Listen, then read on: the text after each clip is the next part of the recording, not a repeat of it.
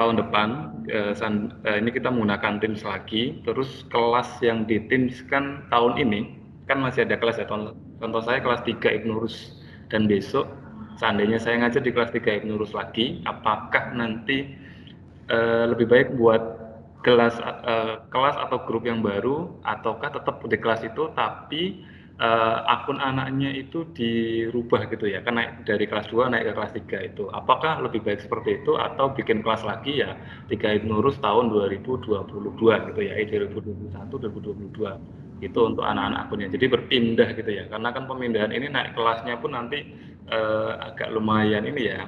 Kita akan perhitungkan gimana cara yang terbaik atau terefektif untuk pemindahan itu ke kelas meeting atau timnya itu, Mbak Ning. Oke, itu dulu saya. Ya, terima kasih Pak Agus. Pertanyaannya keren sekali ya. Oke, ini Mas Rinaldi, pertanyaan dari Pak Agus itu, jadi misalkan Mas Rinaldi kan istilahnya kalau dalam setiap sekolah pasti kan ada tahun ajaran baru, ada kenaikan kelas gitu ya.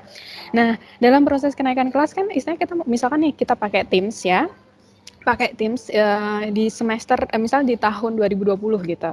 Kemudian kan naik kelas nih di tahun depan gitu kan. Nah, di tahun 2021. Nah, itu baiknya kira-kira kita membuat kelas baru untuk siswa-siswi kita ataukah kita tetap menggunakan Teams tersebut mungkin sekedar rename aja atau mungkin harus kita arsipkan atau seperti apa mungkin skenario terbaiknya yang bisa kita terapkan. Silakan Mas Rinaldi mungkin bisa ditanggapi. Sama satu lagi, Mbak Ning, datanya Iya. nanti kalau seandainya itu Bagus, bisa diulangi kembali yang ya. pertanyaan kedua? Dan kalau seandainya nanti dipindah seperti itu, apakah data yang sebelumnya itu akan hilang atau gimana ya, ikut atau ngikut di OneDrive itu tertanam gitu? Oke, baik Pak Agus, terima kasih. Ya, jadi pertanyaan yang pertama tadi seperti itu ya Mas Rinaldi. Kemudian pertanyaan yang kedua itu ya, misalkan misalkan kita pindahkan datanya gitu kan, itu apakah nanti datanya tetap aman atau seperti apa begitu? Data siswa-siswinya kita gitu, mungkin misalkan dipindahkan atau mungkin nanti coba ini Mas Rinaldi mungkin biar lebih interaktif langsung dengan Pak Agus, mungkin langsung kembali ya, saya serahkan kembali ke Mas Rinaldi.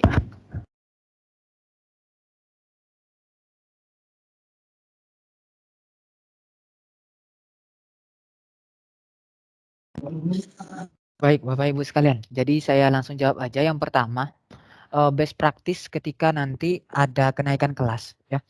Kenaikan kelas maka sebenarnya pertama bisa rename ya, bisa rename kelas. Tapi sebenarnya saya tidak menyarankan hal itu Bapak Ibu sekalian. Maksudnya kalau misalnya kita rename nanti banyak file yang tertumpuk, banyak file yang nanti mungkin itu tidak sama seperti itu ya, manfaatnya juga pasti berbeda kayak gitu ya setiap kelas itu nanti. Jadi saran saya adalah mengarsipkan. Nah, bagaimana cara mengarsipkan kelas kita ya, kelas virtual kita bagaimana cara mengarsipkannya? Nah, contohnya saya mau mengarsipkan kelas saya yang sudah tidak dipakai lagi di kelas 1 gitu ya. Di tahun ini udah selesai, nanti akan diarsipkan terlebih dahulu. Nah, caranya diklik di bagian gear seperti ini, ada logo gear seperti itu ya, pengaturan di samping join or create team. Kalau join or create teamnya ada di pojok kanan atas, maka gear settingnya itu ada di pojok kanan atas juga. Kalau join or create teamnya ada di pojok kiri bawah, maka settingnya juga ada di pojok kiri bawah. Nah, diklik nanti di situ, yang ini, terus nanti diklik manage team, ada manage team di sini, ya, ada manage team. Nah, setelah itu, contohnya nih saya mau mengarsipkan kelas saya yang matematika kelas 3. Yang ini ya contohnya. Maka nanti saya klik titik 3 di sini. Nah, klik di sini ada arsip tim. Nah, arsip di sini bukan berarti menghapus Bapak Ibu sekalian. Jadi ketika nanti peserta didik ataupun kita mau mengakses dokumen file yang sudah ada di kelas tersebut, itu bisa. Tapi dia akan diarsipkan, tidak ditampilkan lagi dan dibekukan. Nah, kurang lebih seperti itu. Nanti diarsipkan di sini, klik bersip, arsip tim. Nah, ini ya. Seluruh aktivitas akan di-freeze ya, akan di-freeze dan ini tapi kita masih dapat untuk menambahkan atau remove member atau upload roles ya. Dan ini bisa dikembalikan lagi kalau misalnya mau diaktifkan lagi bisa nanti. Ya, klik arsip dan kelasnya ini nggak akan muncul lagi di dalam peserta didik. Nah, di sininya nanti nggak akan muncul lagi nih, di Teams-nya nggak akan muncul lagi. kelasnya. Ini kalau menurut saya best practice-nya kayak gini Bapak Ibu sekalian. Jadi setiap tahun mungkin nanti bisa diarsipkan kelasnya. Kalaupun nanti mau dilanjutkan secara terus-menerus juga bisa, tapi itu nanti akan terlalu banyak filenya, akan terlalu ke distrik ya antara satu mata setiap tahun pelajaran itu akan beda-beda. Nah, kayak gitu ya. Jadi saran saya sih diarsipkan saja biar itu lebih aman dalam proses pembelajarannya. Yang kedua tadi bagaimana Pak? Mungkin bisa diulang kembali untuk pertanyaan kedua, Pak Agus. Yang kedua, sebentar, saya juga lupa. Tadi itu apa ya? Oh ya, tadi itu apa ya? Ini Mas, saya lanjutkan ya. Tadi kan setelah diarsipkan, itu apakah akun-akun anak itu perlu dikeluarkan dulu? Kan dia kan nanti pindah ke kelas 4 gitu ya. Nah, itu kan perlu dikeluarkan dulu ataukah tetap seperti itu? Maksudnya yang kelas yang diarsipkan, Pak? Diarsipkan. Nggak perlu dikeluarkan. Nggak perlu dikeluarkan, Pak. Nggak perlu, karena dia itu otomatis akan tidak ditampilkan lagi di peserta didik.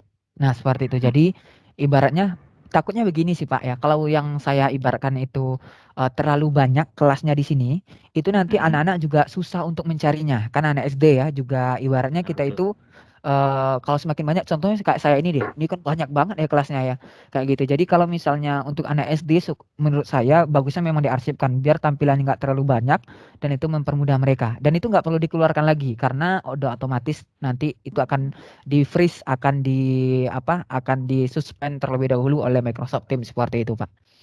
Oke, yang kedua berarti kan datanya tetap aman ya Mas ya tadi ya? Aman. Datanya itu aman, Pak.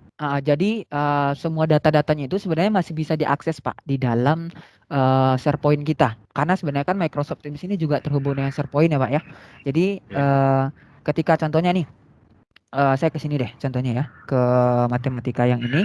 Jadi kalau misalnya kita klik di bagian file di sini, Pak, atau yang sudah saya arsipkan tadi deh, saya klik di bagian gear di sini, saya masuk lagi manage team, ya manage team lagi. Saya klik manage team, terus, nah di sini ada tulisannya arsip ya.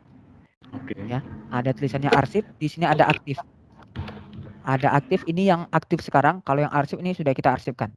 Nah, kalau misalnya kita mau melihat data-datanya, contohnya ya, saya mau melihat data-data yang sudah saya arsipkan tadi, yang ini contohnya ya, maka saya tinggal masuk saja. Tapi ini sudah diarsipkan, tidak bisa dilakukan percakapan. Nah, ini new conversation yang nggak ada, tapi seluruh dokumennya masih ada, Pak.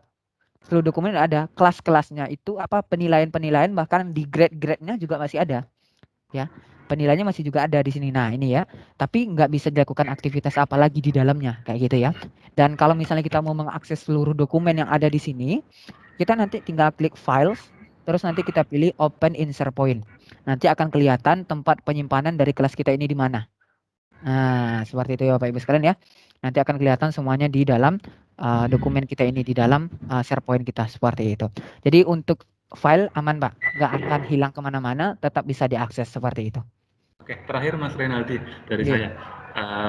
Setelah diarsipkan, berarti kalau kita kembalikan aktif lagi bisa ya? Terus nanti seandainya kalau saat diarsipkan, namanya itu kita buat kelas baru, tapi namanya sama, itu apakah pengaruh atau gimana ya? Kalau misalnya kita arsipkan terus membuat kelas baru yang namanya sama ya Bapak Ibu sekalian, biasanya dia akan ke distrik. Maksudnya karena nama dari setiap Teams itu unik. Jadi makanya ketika kita buat Teams baru, join or create team di sini, terus kita create team itu kelas. Nah, di sini tuh contohnya kelas A contohnya ya. Dia tuh akan ada muncul tampilan benar kayak gini. Saya contohkan satu kelas yang ibaratnya sama gitu ya. Remote learning deh contohnya. Maka dia biasanya akan muncul sebuah pemberitahuan kalau misalnya itu sudah pernah dipakai. Sebentar, ini biasanya muncul ya. Atau sebentar saya coba cek lagi. Biasanya muncul kayak gitu ya Pak ya. Jadi memang nggak boleh namanya sama ya. Karena di dalam Teams ini dia akan menampilkan nama kelas itu berbeda ya. Entah kok sekarang ya, tapi yang saya pelajari dan yang saya tahu sampai sekarang itu seperti itu Bapak Ibu sekalian ya. Jadi dia ketika ada nama yang berbeda, dia nggak akan muncul lagi, nggak bisa digunakan seperti itu. Jadi kalau misalnya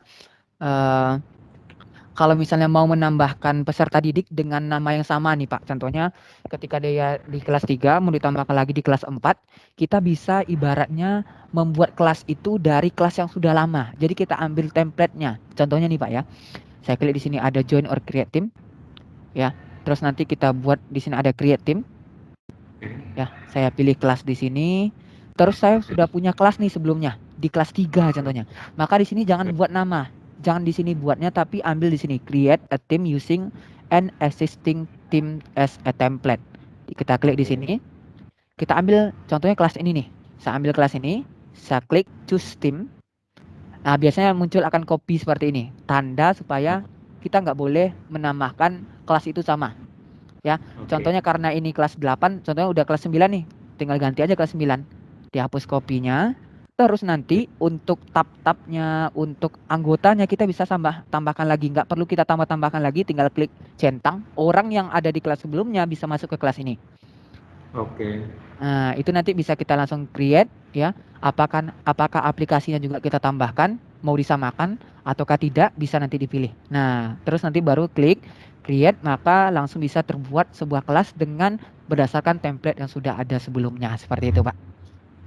Oke, berarti kesimpulannya ada 2 opsi Mas ya. Jadi ke depannya kalau naik tahun ajaran baru, yang pertama diarsipkan, terus buat kelas yang baru, buat yang kelas baru beda nama ya, mungkin ditambah tahun 2021, 2022, atau yang kedua ini caranya di copy istilahnya ya tadi ya, ini ya, di copy kelas 3, terus kan semua data anak akun ada di situ ya, di kelas 3 itu di copy, dinaikkan kelas 4, berarti nanti guru yang kelas 4 itu harus masuk di kelas saya dulu ya Mas ya, harus kita gabung invite atau joinkan di jadi guru di kelas kita dulu. Nggak perlu, karena dia itu udah langsung include. Ya, dia itu seharusnya udah langsung include ke dalam membernya kalau misalnya dia udah ada di kelas sebelumnya Bapak Ibu sekalian. Tapi kalau misalnya gurunya itu belum ada di, contohnya nih kelas 3 gurunya Bapak nih. Terus kelas 4 nanti gurunya Mbak Ning. Nah, itu memang harus di-invite ya. Tapi kalau misalnya gurunya masih sama, itu memang harus tidak masalah gitu ya, tidak perlu di-invite. Tapi kalau gurunya udah berbeda, berarti harus di-invite seperti itu, Pak. Oke, yang paling mudah mungkin cara kedua ini nih yang besok kita akan pakai. Iya ya, ini memang yang paling mudah yang seperti ini Pak ya. Oke, terima kasih Mas Renaldi. Sama-sama Pak.